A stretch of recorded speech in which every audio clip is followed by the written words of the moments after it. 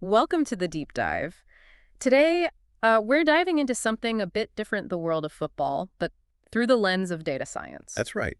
We're looking at a study you shared, our listener, which tackles predicting English Premier League results. Yeah, specifically trying to call the outcome, you know, home win, away win, or draw, but interestingly at the halftime point. Exactly. So our mission today for you is really to get a grip on how data science and machine learning tools are being applied to, well, a sport that often feels pretty unpredictable. We want to unpack what factors actually help make these predictions, and let's be honest, the challenges involved too. And I'm here to hopefully provide a bit more context and analysis on the methods they used. Great. So let's just jump right in. The big question, I guess, is can algorithms really figure out the beautiful game? Can they actually predict football? Yeah, that's the million-dollar question, isn't it? Yeah. The study itself kicks off by saying, look, sports analytics is huge now. It's a massive growing industry. And football, especially the Premier League, is like a prime testing ground for data science techniques. Because there's just so much data available now, I suppose. More than ever before. Oh, absolutely. Think about it. Every goal, every shot, passes, tackles, player positions, it's all tracked in incredible detail these days. Okay, so they've got all this data, but you mentioned it's not just about predicting who wins, right? Yeah. What else are teams or analysts doing with this stuff? Well, yeah, the applications go way beyond just the final score. It's used heavily for match analysis, understanding opponent weaknesses, figuring out player value. Like for transfers and contracts. Exactly. Player valuation is a big one. Yeah. And even developing team tactics, looking at what strategies actually work based on the data, not just gut feeling. Makes sense.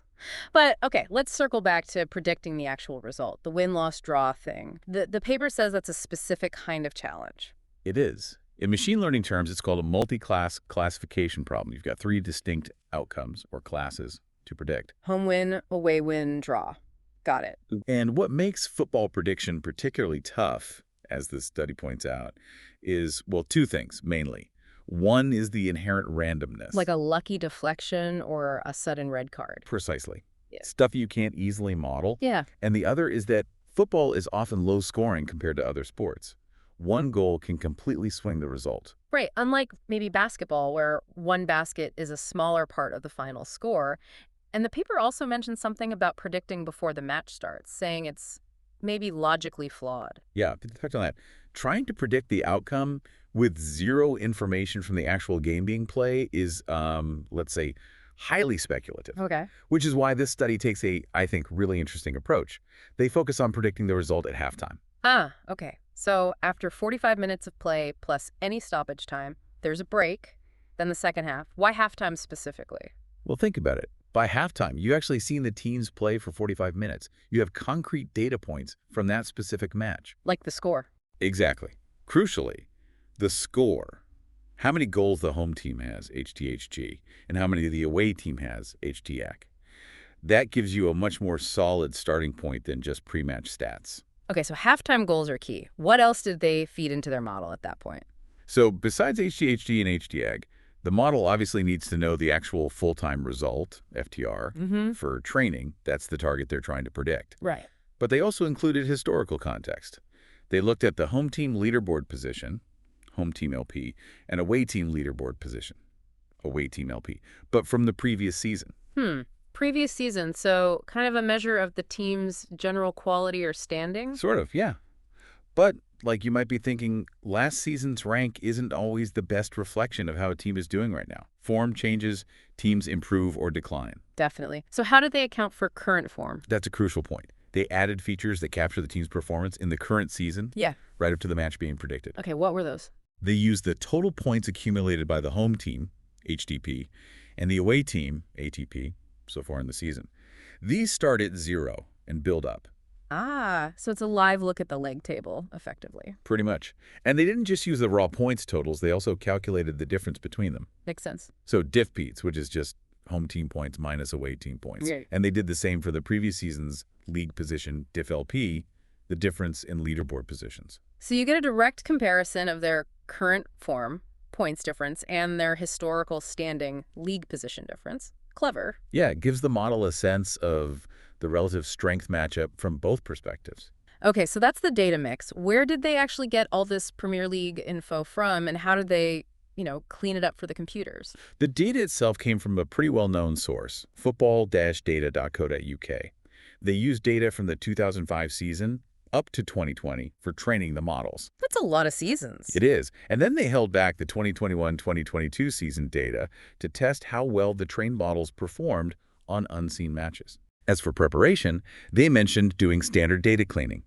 And, importantly, they consciously chose features that are fairly easy to understand. The idea was to make the model potentially usable without needing, like, a PhD in data science. That's good. What about things like the actual team names? Arsenal, Liverpool. Models don't usually like text, do they? No, exactly right. Those are categorical variables. They use a standard technique called one-hot encoding. One-hot encoding. Yeah, basically imagine you have a list of all the teams that played in the Premier League during that period, maybe around 40 unique teams. Okay. For each match, you create a sort of checklist. If Arsenal is the home team, you put a one-hot Arsenal in the home checklist and ours everywhere else. Same for the away team. Ah, I see. So it converts the names into a big grid of ones and R's. Precisely. A big binary matrix, in this case 40 by 40, that the algorithms can process numerically. Right. And you mentioned goals, points, league positions. Those are all numbers, but probably on very different scales. Did they have to adjust for that? They did. That's called scaling, or normalization. The number of goals in a half might be 0, 1, 2, maybe 3, whereas season points can go up into the 80s or 90s. Big difference. Yeah. If you don't scale them, the variables with bigger numbers, like points, might unfairly dominate the model's learning process.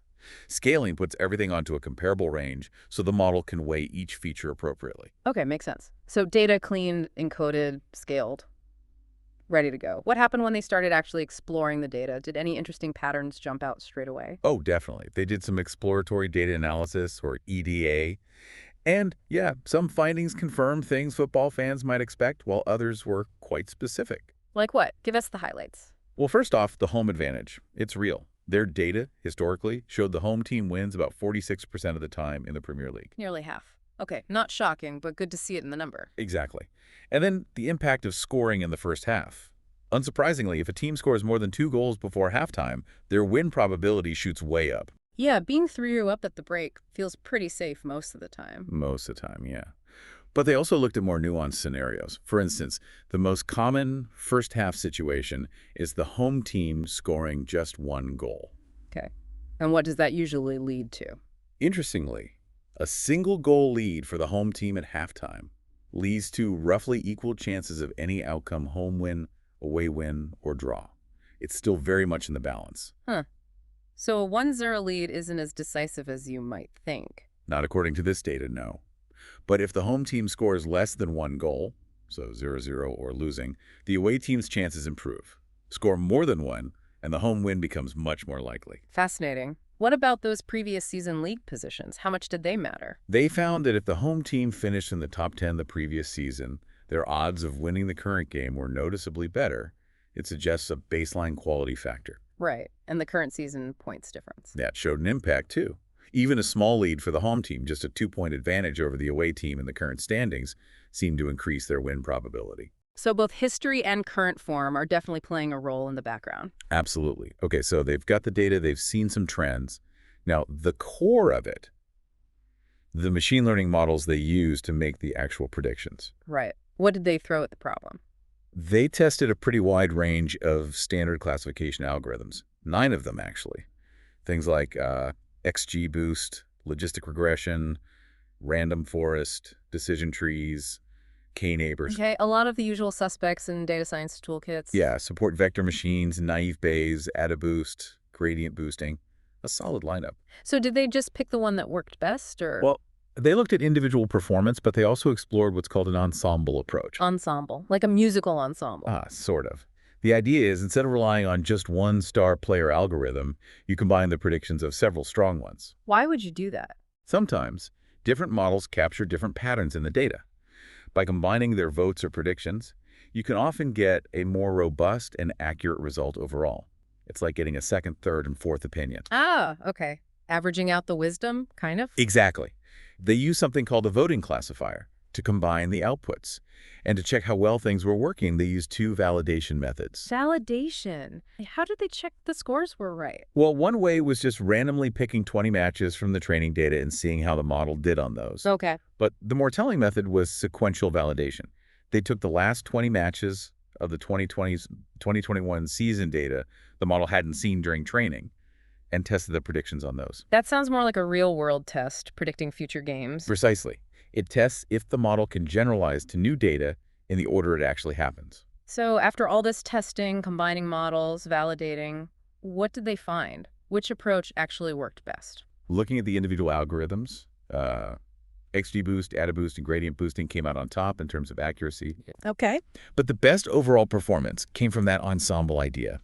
Specifically, an ensemble combining logistic regression, XGBoost, and gradient boosting. And how good was it? What was the accuracy? They reported an accuracy of 75% in predicting the correct outcome, home win, away win, or draw, at halftime using that ensemble model. 75%. Wow, that actually sounds quite high for football prediction. It is pretty impressive, especially given the focus is just on halftime inputs plus those context features. They were confident enough to deploy this model in a web application, apparently. So 75%, how does that stack up against other attempts? Have other people tried this and got similar results? That's a great question, and they actually provide some comparisons in the paper. Okay. For example, they cite a 2019 study using logistic regression that got about 65–66% accuracy. Another one from 2021 using 5 algorithms hit around 70%. Right. And yet another from 2019 using a different type of regression got just under 60%. So this 75% seems like a genuine step up compared to those specific studies, at least. It certainly appears to be a strong result in this particular niche of halftime prediction for the Premier League. It suggests that, yeah, by the midpoint of a match, there are pretty strong signals in the data about where it might be heading. Which could be really interesting for understanding how games unfold beyond just betting or whatever. Absolutely. Understanding those dynamics is key. Okay, so pulling it all together then, what's the main takeaway from this whole deep dive? What have we learned about predicting football with data? Well, I think the researchers showed pretty clearly that data science can offer real insights into football dynamics. They achieved, a respectable level of accuracy in predicting halftime results. Using fairly understandable inputs, too, which was part of their goal. Exactly. They wanted a user-friendly approach using historical data and those key current season factors, and it seems they made good progress. But as we said, it's not perfect. Football isn't just numbers. Definitely not. They acknowledge that themselves. The human element form, morale, injuries, even just playing conditions on the day, adds that layer of unpredictability. Perfect accuracy is probably, impossible. So where does it go from here? Did they suggest ways to make it even better? They did. They suggested that adding more features could potentially improve things further. Like what kind of features? Things like maybe looking at the results of the last 5 matches for each team, or including stats from the first half, like shots on target, fouls, maybe even possession stats. More real-time info from the first half itself. Exactly. Give the model more context about how the first half played out, not just the score. They also mentioned exploring more complex techniques, like neural networks, potentially. And it wasn't just about predicting winless draw, was it? They mentioned other prediction goals. Right. They suggested future work could try to predict things like expected goals, or even the final number of goals scored. That turns it into a regression problem, predicting a specific number rather than just classifying the outcome. Interesting. So wrapping up, it seems data science, while not a crystal ball, is getting pretty good at finding patterns and making fairly accurate predictions, at least by halftime, by crunching the numbers. Yeah, I think that's fair. By analyzing historical trends and current performance data with these machine learning tools, we are definitely getting a clearer picture of the factors driving results. It's been really fascinating. Definitely shows how data is seeping into, pretty much everything, including sports. Okay, so here's a final thought for you, our listener, to chew on. With even more data becoming available, think player tracking, biometric data, maybe could we get to a point where algorithms predict not just the final score, but key moments within the game, like who's likely to score next or when a crucial tackle might happen? That's quite a thought. The possibilities and maybe the ethical questions, too, are definitely worth considering. Indeed. Well, thanks for joining us on this deep dive into the stats behind the scores. We hope you found it interesting and maybe it sparked some curiosity about sports analytics and data science elsewhere.